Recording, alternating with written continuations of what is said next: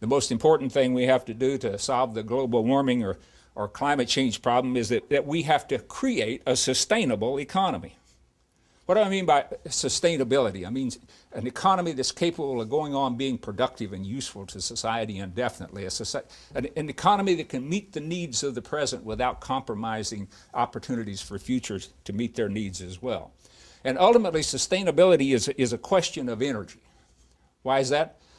Because everything that we do that's useful to us as human beings requires energy.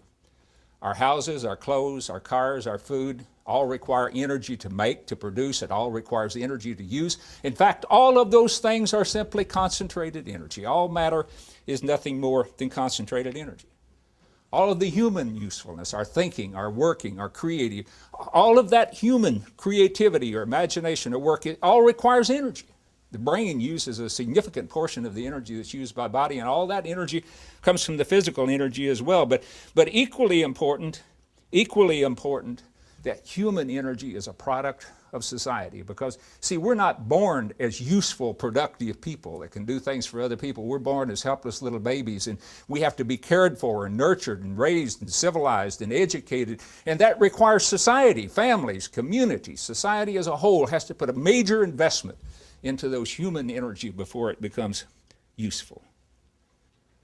An economy, in economic terms, is nothing more than a collection of aggregation of individuals. Which means that if something has economic value, it has to be at least expected to accrue to the individual that makes the decision that hopefully will realize that value.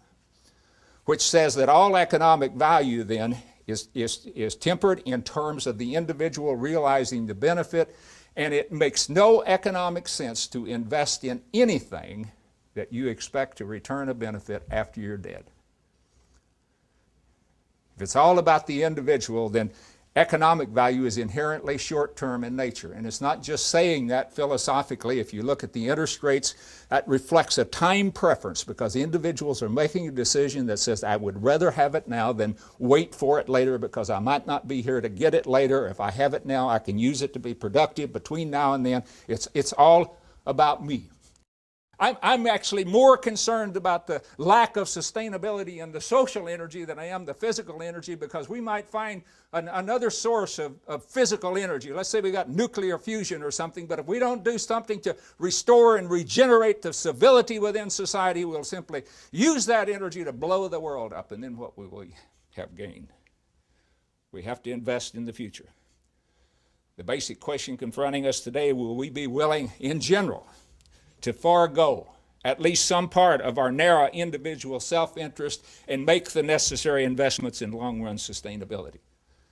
If we don't, we'll end up like any other non-thinking species that finds itself in a position of dominance within its ecosystem, whether we're talking about a weed or an insect or a disease or whatever it is. And when another species finds itself in a position of dominance, it continues to grow and to multiply and to consume until it consumes the resources or crowds itself out, and it dies of disease or conflict or starvation or something. And if we continue to behave like any other non-thinking species, that's what will happen to us. You can see other species within ecosystems, their population explodes and it drops like a rock, and that's where you're headed. If you look for a human population on the earth, it's going up like those species. And if we don't start behaving like humans, that's where humanity's headed into the future. But perhaps our greatest impact on global warming, climate change, energy, and all are our decisions about what we buy and what we don't buy, are our economic decisions. Also our decisions about where we work and where we don't work and where we invest our money. Those things have major impact because they're impacting directly upon the economy. Capitalism simply will not make the investments in the future unless the people demand it.